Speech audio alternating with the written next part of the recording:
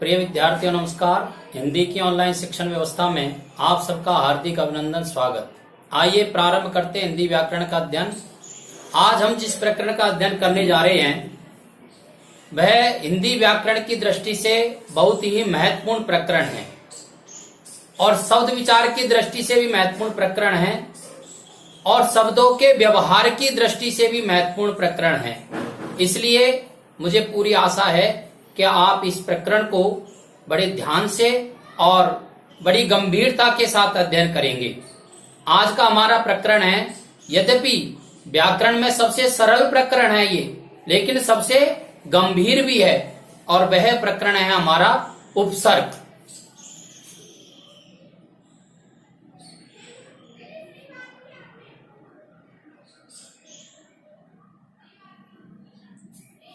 जब हमने शब्द रचना का अध्ययन किया था तो हमारे ध्यान में आया था शब्दों के निर्माण में 4 तत्वों की भूमिका होती है।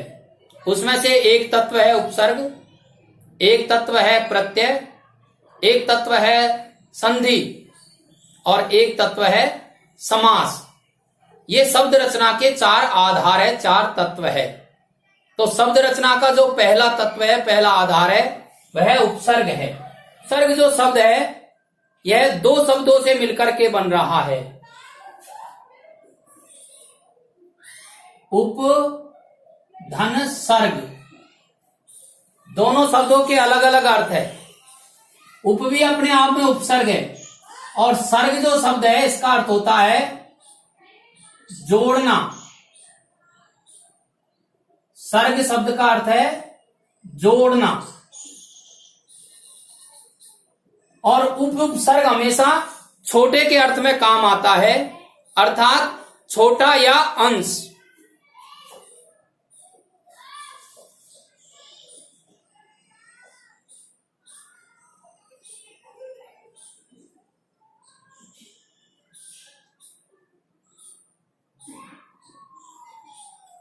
अब शब्द अर्थ से आपको ध्यान में आ गया होगा कि उपसर्ग अंश होता है, अर्थात यह पूर्ण शब्द नहीं है।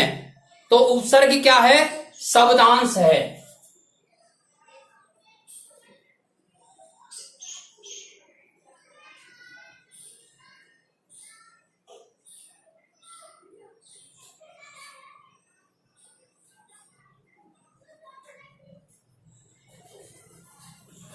और यह शब्दांश शब्दों में जुड़ते हैं। तो शब्द कौन से हैं? संज्ञा शब्द है, सर्वनाम शब्द है, क्रिया शब्द है, विशेषण शब्द है, क्रिया विशेषण शब्द है, समुच्चय बोधक है, संबंध बोधक है, विस्मयादि बोधक है, फिर यौगिक शब्द है, रूढ़ शब्द है, योग रूढ़ शब्द है। इन शब्दों के साथ और उपसर्ग जुड़ता है। कहां जुड़ता है ये इसमें महत्वपूर्ण समझने की बात है। तो उपसर्ग हमेशा शब्द के प्रारंभ में जुड़ता है।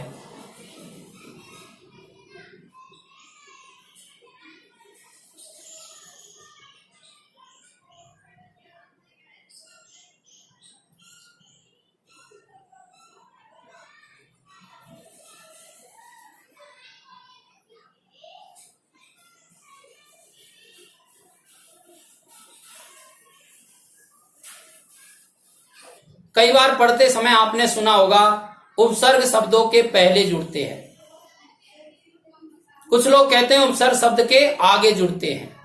दोनों ही बातें सही है, लेकिन यदि आपको स्पष्ट रहना है या आपकी परिभाषा में अशुद्धि नहीं हो तो आपको यह ध्यान में रखना है कि उपसर्ग शब्द के प्रारंभ में जुड़ते हैं। तो अंत में कौन जुड़ते हैं? तो प्रत्यय शब्दों के अंत में जुड़ते हैं।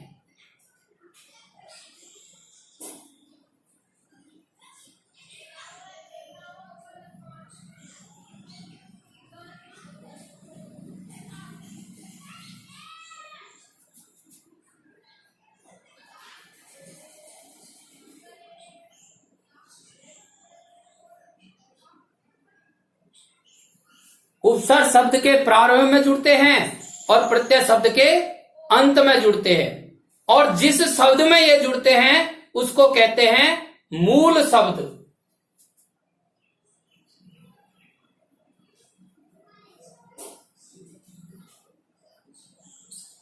ये मूल शब्द कौन होगा?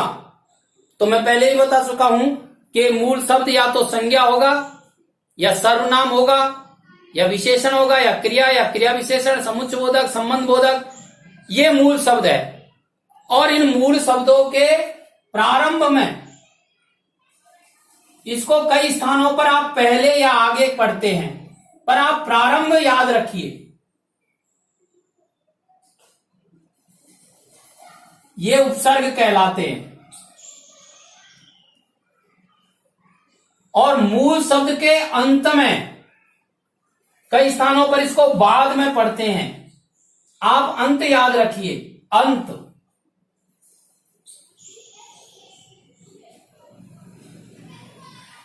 ये प्रत्यय कहलाते हैं।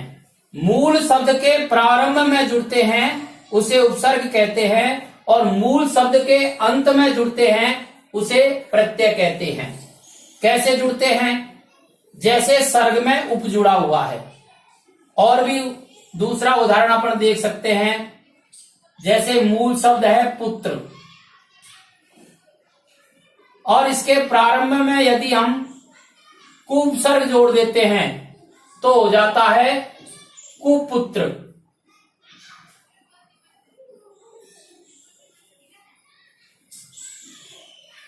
मूल शब्द है गुण,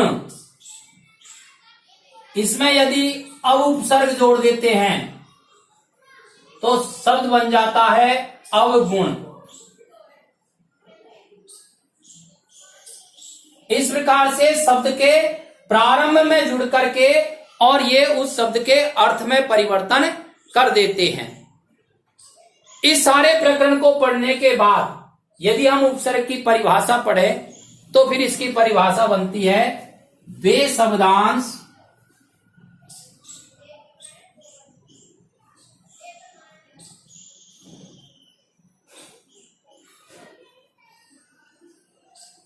जो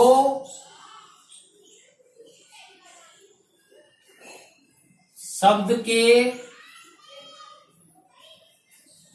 प्रारंभ में जुड़कर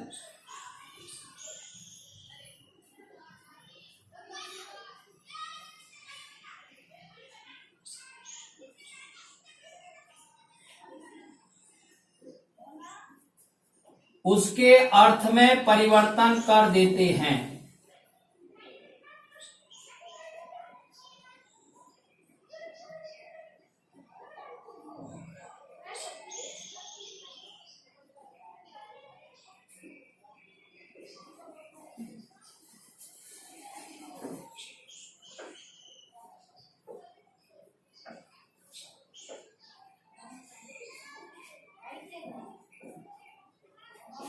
उपसर्ग कहलाते हैं।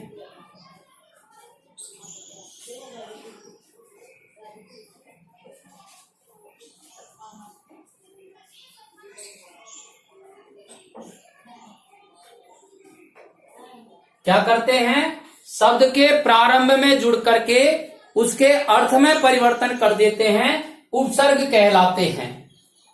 अर्थात इन उपसर्गों के जुड़ने से और शब्द के अर्थ में विलक्षणता आ जाती है। देखिए किस तरह से।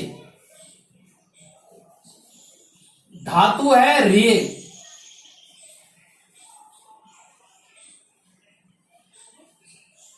री धातु है। री धातु का अर्थ होता है हार। अब इस हार शब्द में यदि आ उपसर्ग जोड़ दिया जाए तो अर्थ हो जाता है भोजन।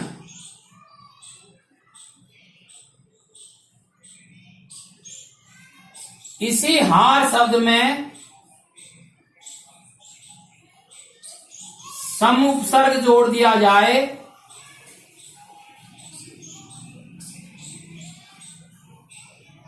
तो अर्थ हो जाएगा नाश।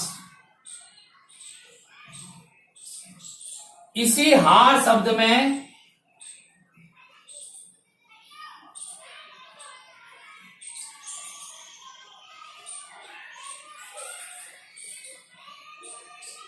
परि उपसर्ग जोड़ दिया जाए,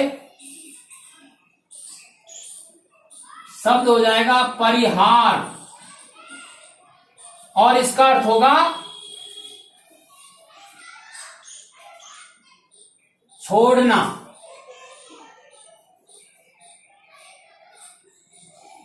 इसी हार शब्द में यदि वि उपसर्ग जोड़ दिया जाए, शब्द हो जाएगा विहार,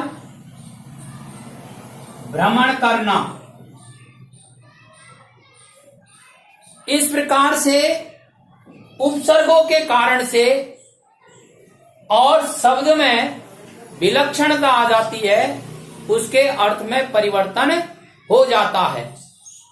तो देखिए उपसर्ग में और प्रत्यय में क्या अंतर होता है। अभी आप इसका स्क्रीनशॉट ले लीजिए। दूसरे भाग में उपसर्ग और प्रत्यय के अंतर को हम समझेंगे। देखिए उपसर्ग में और प्रत्यय में भेद।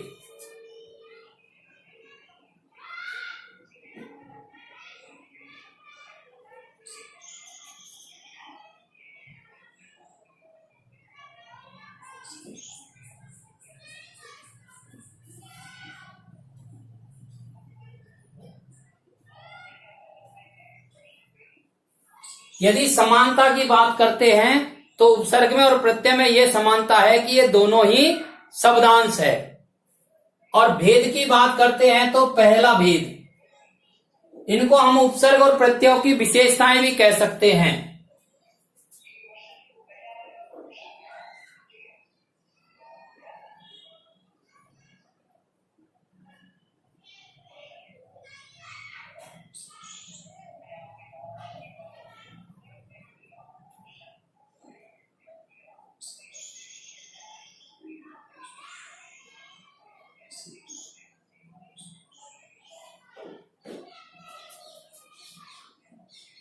प्रत्यय शब्द के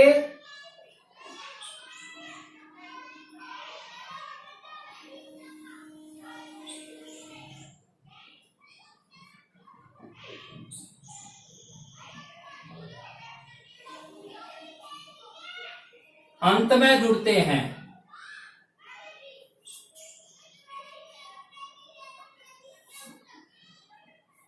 दूसरी विशेषता या दूसरा अंतर,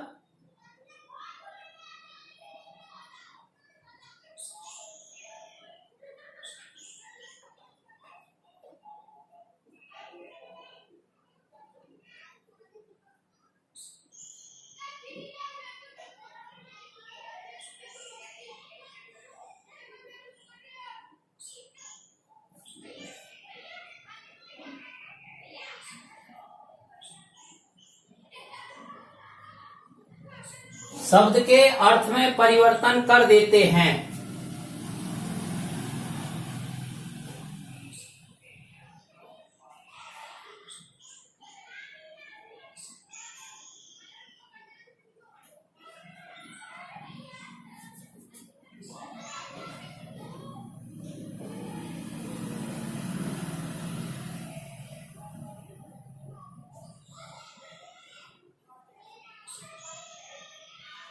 जबकि प्रत्यय शब्द के भाव में परिवर्तन करते हैं।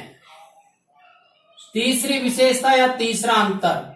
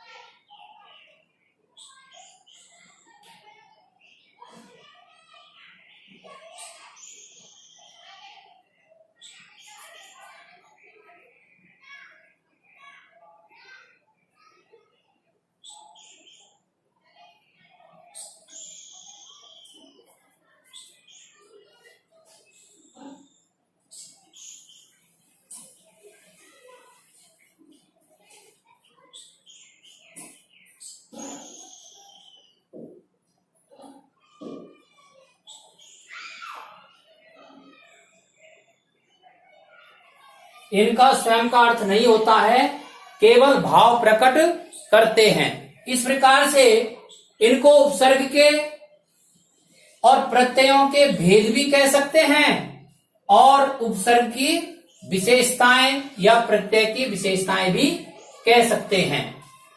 अब विषय आता है कि उपसर्ग कितने होते हैं। तो उपसर्गों के भेद होते हैं।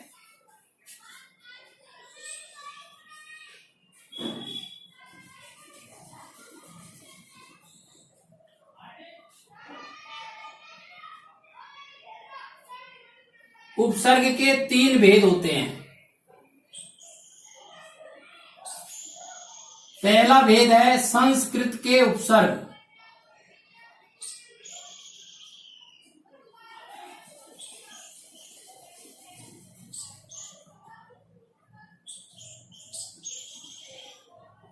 ये संख्या में 22 होते हैं।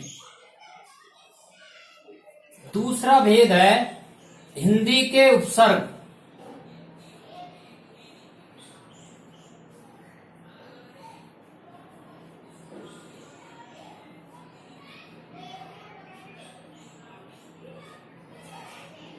इनकी संख्या निश्चित नहीं है, लेकिन हम ये कह सकते हैं कि इनकी संख्या भी संस्कृत के उपसर्गों के लगभग बराबर होती है। तीसरा जो भेद है वह है उर्दू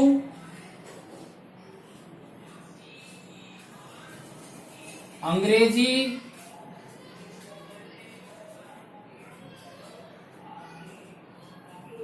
अन्य भाषाओं के उपसर्ग।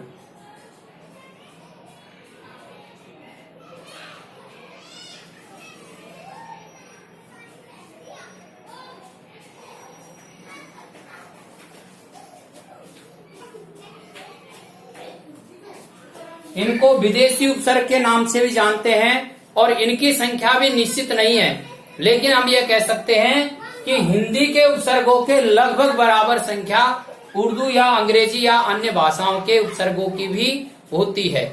अब अगले वीडियो में हम संस्कृत के उपसर्ग कहाँ काम आते हैं, हिंदी के उपसर्ग कहाँ काम आते हैं और उर्दू के उपसर्ग कहाँ काम आते हैं, इसका अध्ययन करेंगे। साथ में संस्कृत, हिंदी और उर्दू व अंग्रेजी के उपसर्गों को उदाहरण सहित समझेंगे। अब आप इसका स्क्रीनशॉट ले लीजिए और समझने की दृष्टि से कम 2 बार इस वीडियो को आप सुने। उपसर्ग के अन्य वीडियो आपके पास पहुंच सके, इसके लिए आप इसे सब्सक्राइब करें। धन्यवाद।